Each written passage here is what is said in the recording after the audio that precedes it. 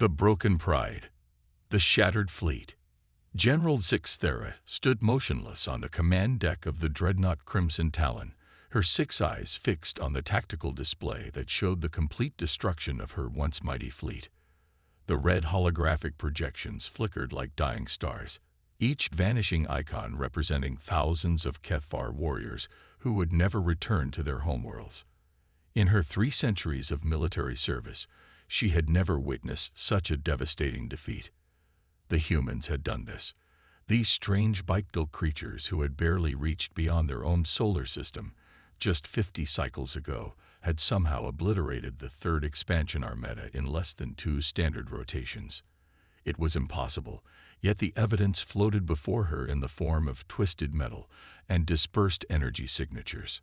Sub-Commander Vextal approached with careful steps, his chitinous carapace clicking softly against the deck plating.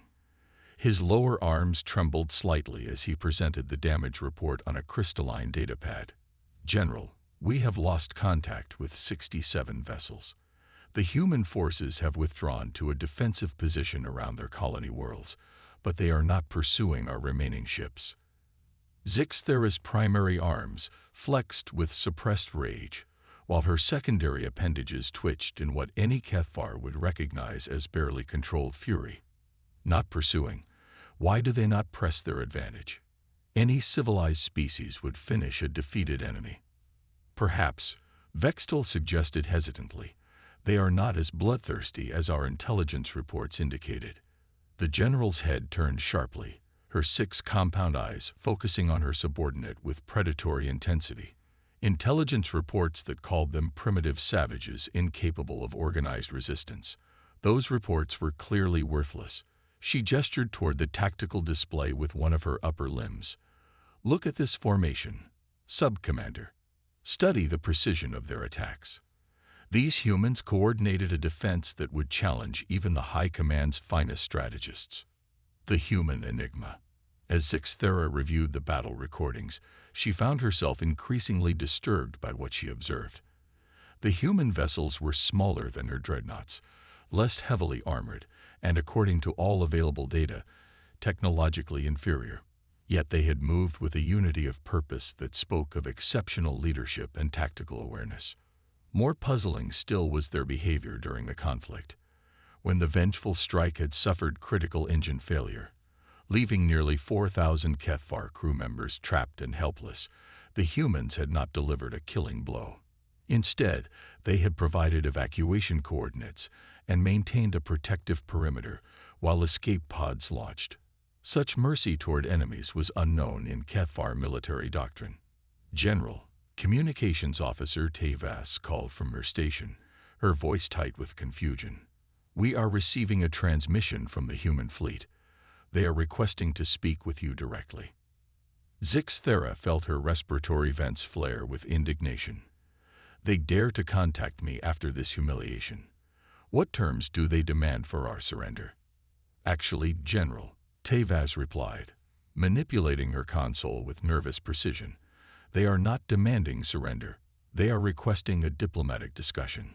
The concept was so foreign to Kethvar, thinking that Zixthera required several moments to process it. In 3 centuries of conquest, no defeated enemy had ever offered diplomacy to a Kethvar commander. The standard protocol was simple: surrender unconditionally, accept subjugation, or face complete annihilation. These humans appeared to operate under entirely different rules of engagement. First contact with Captain Rodriguez. The main view screen shimmered to life, revealing the image of a human female in what appeared to be a military uniform. She was remarkably small by Kethvar standards, probably no more than 2 meters tall, with dark hair bound in a practical configuration and brown eyes that held an unsettling combination of strength and compassion. "General Zixthera," the human said, speaking through a translation device that rendered her words in perfectly accented Kethvar. "I am Captain Elena Rodriguez of the United Earth Colonial Defense Force. I hope you and your crew are unharmed after our recent engagement." The casual concern for enemy welfare was so unexpected that Zixthera found herself momentarily speechless. When she recovered, Her voice carried a mixture of confusion and suspicion. "Captain Rodriguez, you have defeated my fleet decisively. Why do you not demand our immediate surrender and subjugation?" Captain Rodriguez tilted her head slightly, an expression that Sixth Thera's cultural briefings had identified as indicating puzzlement among humans. "General, we don't want your subjugation. We want to understand why you attacked our colonies without any attempt at communication or negotiation." "Because that is what the Cathfar do," Sixth Thera replied automatically. "We expand, we conquer, we incorporate new territories into the Empire. It is the natural order." "Natural for whom?" Rodriguez asked gently. "Your species, or just your empire?" The question struck Sixth Thera with unexpected force. She had never considered that there might be a distinction between her people and their governmental structure. The empire was the Cathfar way of life, had been for millennia. To question it was to question the fundamental nature of reality itself. "The offer of mercy," Captain Rodriguez continued speaking, while Sixth Thera grappled with these unfamiliar concepts. "General, I have studied the tactical recordings of our engagement. Your fleet fought with honor and discipline. Your evacuation of damaged vessels showed concern for your crew's welfare. These are not the actions of mindless conquerors." "You know nothing of Cathfar honor," Sixth Thera replied, though her voice lacked its earlier conviction. "Perhaps not," Rodriguez acknowledged, "but I know something about military honor in general. I know that sometimes the most courageous thing the commander can do is admit when a war serves no good purpose." Sixth Thera's secondary arms clenched involuntarily. "You speak of surrender with honor, but the Cathfar do not surrender. We fight until victory or death." "Is that what your soldiers want?" Rodriguez asked. "Or is that what your empire demands of them? Because from where I stand, it looks like you care more about your crews than your empire realizes." The human's words penetrated deeper than any weapon could have. Sixth Thera thought of the thousands of young Cathfar warriors under her command, many of them barely past their molting ceremonies, sent to die for the expansion goals of distant bureaucrats who had never seen a battlefield. "What do you propose, Captain?" Sixth Thera asked, surprised by her own question. "I propose we meet in person," Rodriguez replied. "Your ship and mine, neutral space between our fleets. Just you, me, and a small diplomatic escort. Let's talk about alternatives to endless war." Sixth Thera's bridge crew exchanged glances of shock and confusion. No Cathfar general had ever engaged in personal diplomacy with a defeated enemy, primarily because the Cathfar had never been the defeated party before. "The decision." Sub-Commander Vextel stepped forward, his voice low and urgent. "General, this could be a trap. Human treachery might." "Might what?" Sixth Thera interrupted, her gaze still fixed on Captain Rodriguez's image. "Kill me? They have already demonstrated the ability to destroy our entire fleet. If they wanted me dead, I would be dead." She paused, considering the tactical implications. Besides, their behavior thus far has been remarkably honorable by any military standard. Captain Rodriguez seemed to sense the internal debate occurring on the Cathfar bridge. "General, I give you my word as an officer and as a human being that you will be treated with full diplomatic courtesy and returned safely to your ship regardless of the outcome of our discussion." The concept of an enemy's word carrying weight was another alien notion to Sixth Thera, yet something in the human's manner suggested sincerity. More importantly, what alternatives did she have? Her fleet was broken, her mission a failure, and her career likely forfeit regardless of what happened next. "Very well, Captain Rodriguez," Sixth Thera said finally. "I will meet with you, but understand that I am still a general of the Cathfar Empire, and I will not be intimidated or coerced." Rodriguez smiled, an expression that somehow managed to be both reassuring and slightly sad. "General, intimidation and coercion are exactly what we're hoping to move beyond. I look forward to our conversation." As the transmission ended, Sixth Thera realized that she was about to engage in the most unprecedented action in Cathfar military history. She was going to negotiate with an enemy not from a position of strength, but from one of curiosity about what might be possible if war was not the only option. The thought both terrified and exhilarated her in ways she had never experienced before. For the first time in her long military career, General Zixthera was about to discover what lay beyond the boundaries of conquest and domination.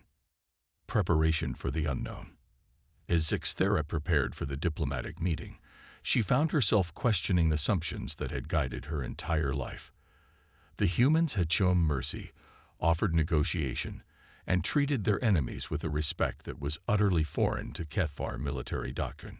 Perhaps there was more to learn from these strange bipedal creatures than anyone in the Empire had imagined. The shuttle bay doors of the Crimson Talon opened to reveal the vast emptiness of space, and somewhere in that darkness, a human captain waited to discuss possibilities that no Kethvar had ever dared to imagine. The choice of honor. Aboard the human vessel, General Zixthera's shuttle docked with the human vessel Defiance in the neutral space between the two fleets. As she stepped through the airlock, she was surprised by the reception awaiting her. Instead of armed guards and restraints, she found Captain Rodriguez flanked by only 2 officers, both standing at respectful attention rather than combat readiness. The interior of the human ship was unlike any vessel in the Kethvar fleet, where Kethvar design emphasized intimidation and military efficiency. The Defiance felt almost welcoming. The corridors were well lit, the air carried subtle scents of growing things, and the bulkheads displayed images of various worlds and star systems rather than weapon specifications and conquest banners.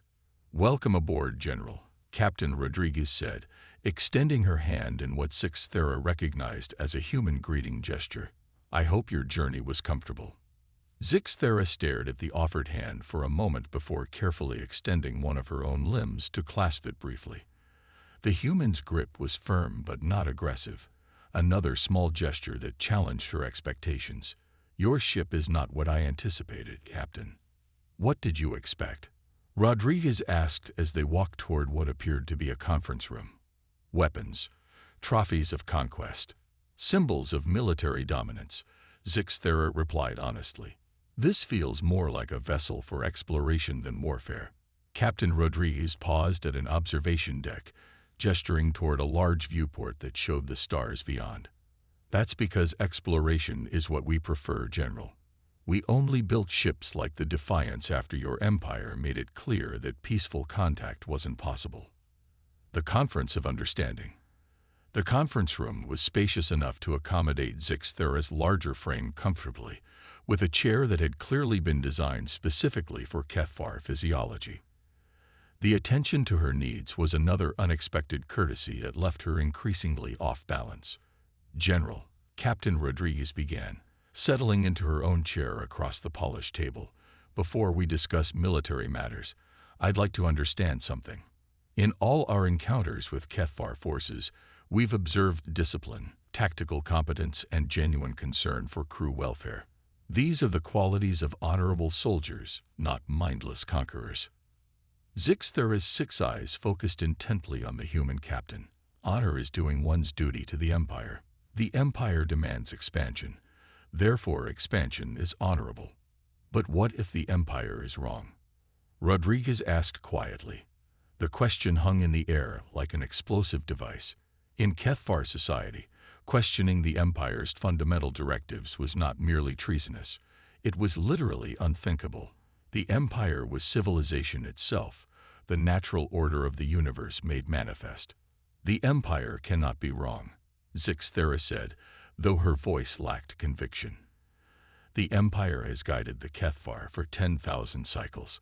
It has brought order to chaos, strength to weakness, purpose to existence." Captain Rodriguez activated a holographic display that showed star charts of the local galactic region. "General, look at this. These are the territories your empire has conquered in the past century." Red zones spread across the display like a disease. "Now look at this." Blue zones appeared, representing human colonies and allied systems. These are civilizations that chose cooperation over conquest. The contrast was stark. The red zones were marked by resource depletion, abandoned worlds, and the remains of extinct species. The blue zones showed thriving ecosystems, active trade routes, and collaborative projects that spanned multiple star systems. The revelation of truth. Your empire doesn't build, General, Rodriguez continued gently. It consumes. Every world it conquers becomes a resource extraction point until it's exhausted. Then it's abandoned for the next target. That's not civilization. That's a slow-motion apocalypse. Zixthera felt something cold and unpleasant settling in her primary stomach. You show me propaganda designed to justify your resistance to our legitimate expansion. Do I? Rodriguez asked. She activated another display, this one showing internal Kethvar communications that had been intercepted. These are your own military reports, General. Read them. The documents were genuine. Zixthera could tell from the encryption signatures and formatting. They detailed the systematic strip mining of conquered worlds, the enslavement of surviving populations, and the environmental devastation left in the Empire's wake. Most disturbing were the casualty reports showing how many Kethvar soldiers died not in glorious battle, but from preventable diseases and equipment failures caused by the Empire's indifference to individual welfare. How did you obtain these? Zixthera whispered. From Kethvar soldiers and civilians who no longer believe in the Empire's mission, Rodriguez replied. General, you're not the first member of your species to question whether endless conquest serves any good purpose. The implications hit Zixthera like a physical blow. If there were other Kethvar who shared her growing doubts, if the Empire's own people were secretly rebelling against its policies, then everything she had believed about the natural order was built on lies. The human philosophy. Captain Rodriguez seemed to sense Zixthera's internal turmoil. General, let me tell you about human philosophy. We believe that strength isn't measured by what you can destroy, but by what you can protect and nurture. We believe that true honor comes not from following orders blindly, but from making difficult choices to do what's right. What's right? Zixthera asked, the concept feeling foreign on her tongue. Protecting the innocent, preserving life and beauty. Building societies where individuals can grow and thrive rather than merely survive. Rodriguez gestured toward the viewport where both fleets waited in the darkness.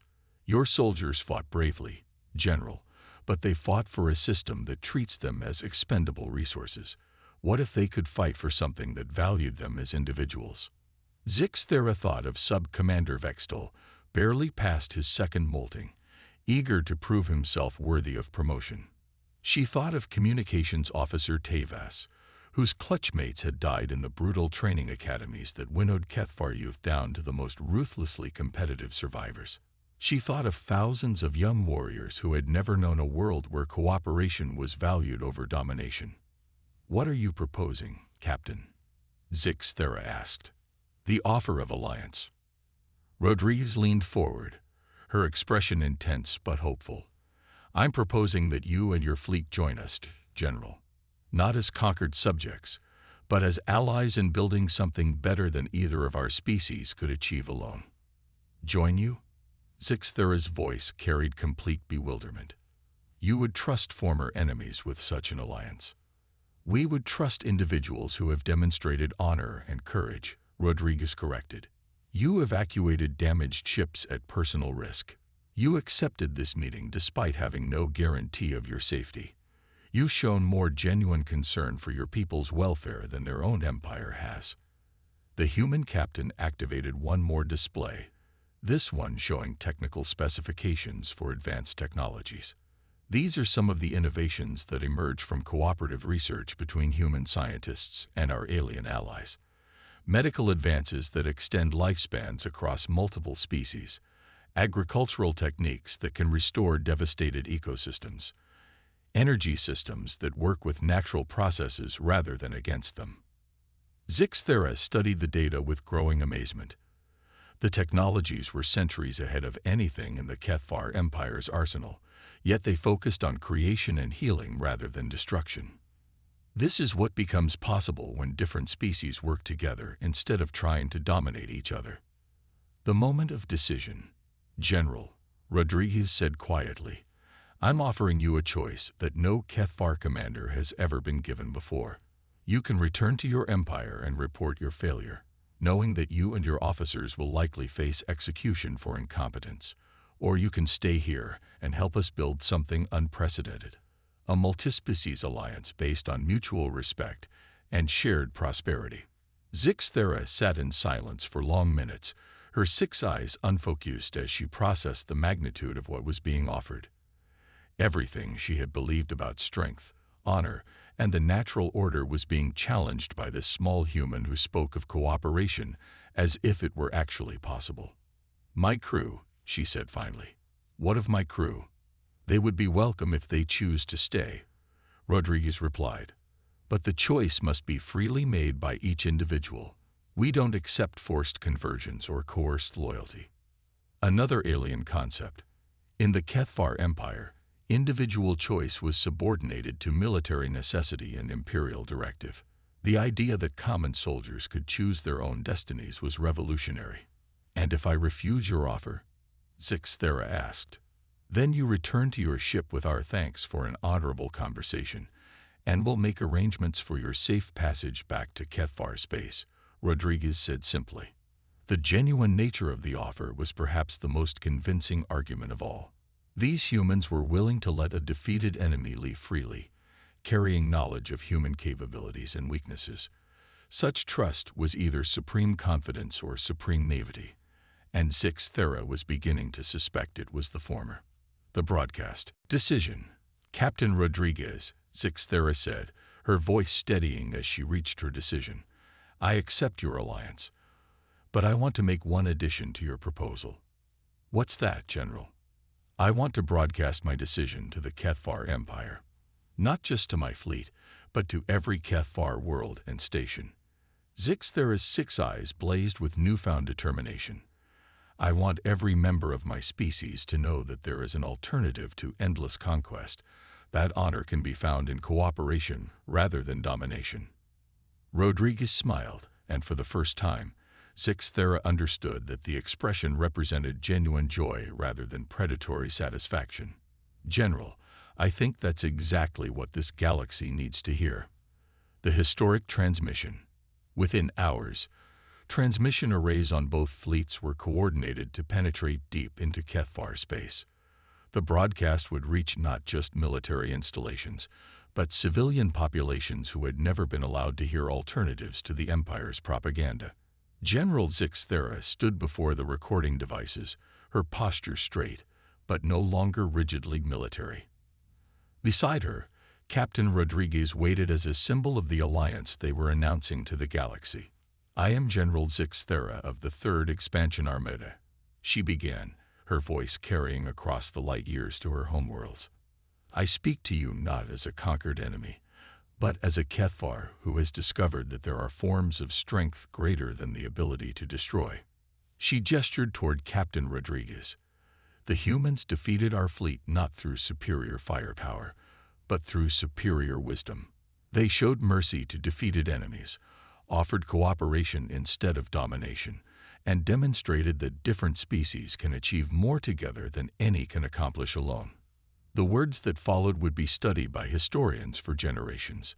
Zixthera spoke of the Empire's failures, of the environmental devastation and social decay that followed in the wake of conquest. She spoke of the human philosophy of building rather than consuming, of protecting rather than exploiting. To my fellow Kethvar, I offer this truth. We are not naturally conquerors. We are not destined to dominate or die. We can choose cooperation over conflict, growth over conquest, life over death. Her voice rose with conviction. I choose alliance with the humans and their partners. I choose to build rather than destroy. I choose hope over fear. The new beginning. In the days that followed, response came from across Kethvar space. Some reactions were predictably hostile. The Empire's leadership branded Zixthera a traitor and promised terrible retribution. But other responses surprised everyone involved. Entire Kethvar colonies declared independence from the Empire. Military units defected en masse. Scientists and engineers who had been forced to develop weapons began collaborating on peaceful technologies.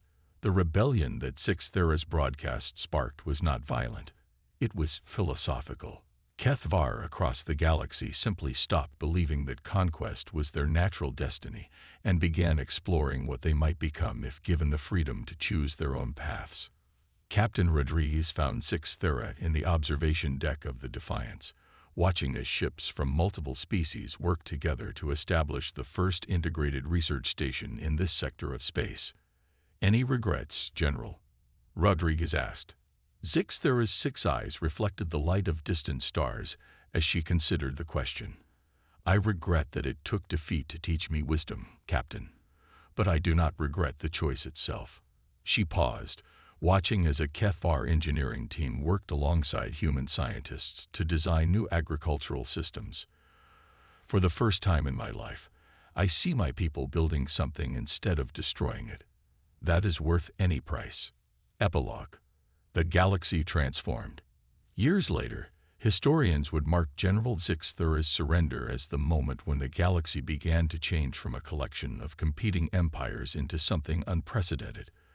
A cooperative community of species working together toward shared goals of growth, discovery, and mutual prosperity. The Kethvar Empire still existed, but it was a shadow of its former self, gradually being replaced by democratic confederations of Kethvar worlds that chose cooperation over conquest. The species that had once been the galaxy's most feared conquerors became some of its most dedicated builders and protectors. And at the center of this transformation stood the alliance between two former enemies, General Sixth Era and Captain Elena Rodriguez, who had discovered that the greatest victories come not from defeating enemies, but from turning them into friends. The galaxy had learned that humanity's true strength lay not in their weapons or their tactics, but in their unshakable belief that every species, no matter how different or hostile, possessed the potential